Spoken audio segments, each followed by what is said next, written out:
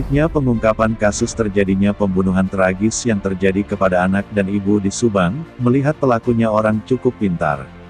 Mari kita berpikir sejenak sebelum kita masuk ke pokok pembahasan, mengapa pelakunya dinilai yang cukuplah pintar, hal ini yang mungkin bisa menggambarkannya. Pertama, tak adanya saksi mata kejadian tersebut.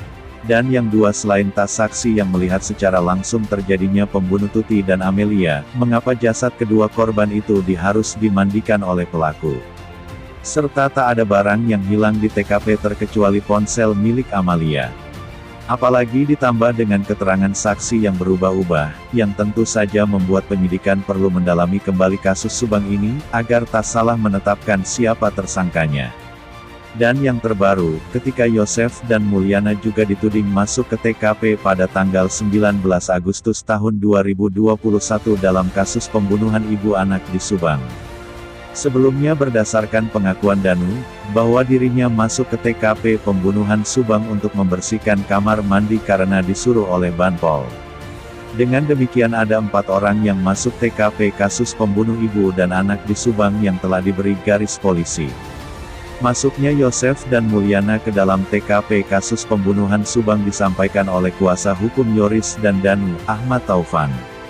Ternyata bukan hanya Banpol dan Danu yang masuk TKP pada hari itu, tetapi juga ada Pak Yosef dan Pak Mulyana yang masuk ke TKP, ujar Ahmad Taufan usai mendampingi kedua kliennya itu seusai menjalani pemeriksaan perkembangan kasus ibu dan anak di Subang, di Polres Subang, Rabu, tanggal 10 November tahun 2021.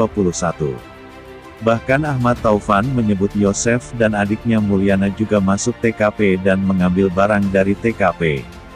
Namun, Ahmad Taufan tidak menyebutkan barang apa yang dibawa Yosef dari TKP kasus pembunuh ibu dan anak di Subang tersebut.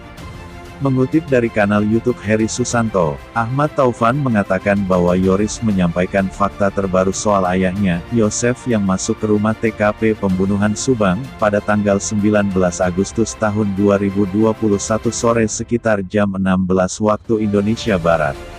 Menurut Ahmad Taufan, dari keterangan Yoris pada tanggal 19 Agustus tahun 2021, Yosef dan adiknya Mulyana masuk ke rumah TKP sekitar pukul 16 dan ada barang yang diambil dari TKP. Fakta terbaru itu menurut Ahmad Taufan sudah disampaikan kepada penyidik. Ditambahkan, saat itu Yoris disuruh bawa mobil Yaris milik almarhum Amalia Mustika Ratu, tetapi Yoris tidak masuk ke TKP dan Yosef serta Mulyana yang masuk ke TKP. Ahmad Taufan menyatakan, hal itu sudah disampaikan ke penyidik untuk menjadi petunjuk untuk ditelusuri lebih lanjut oleh pihak kepolisian.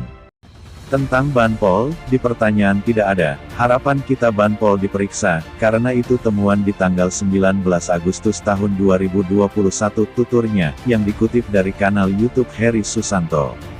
Ditemukan fakta baru dalam kasus pembunuh ibu dan anak di Subang lewat pemeriksaan Danu dan Yoris. Yosef dan Mulyana disebut masuk ke TKP kasus pembunuhan Subang. YouTube Misteri Mbah Suci. Dengan fakta terbaru tersebut, Ahmad Taufan menyatakan bahwa kalau ada pernyataan dari kuasa hukum Yosef yang minta Danu jadi tersangka itu berlebihan karena hanya polisi yang berwenang.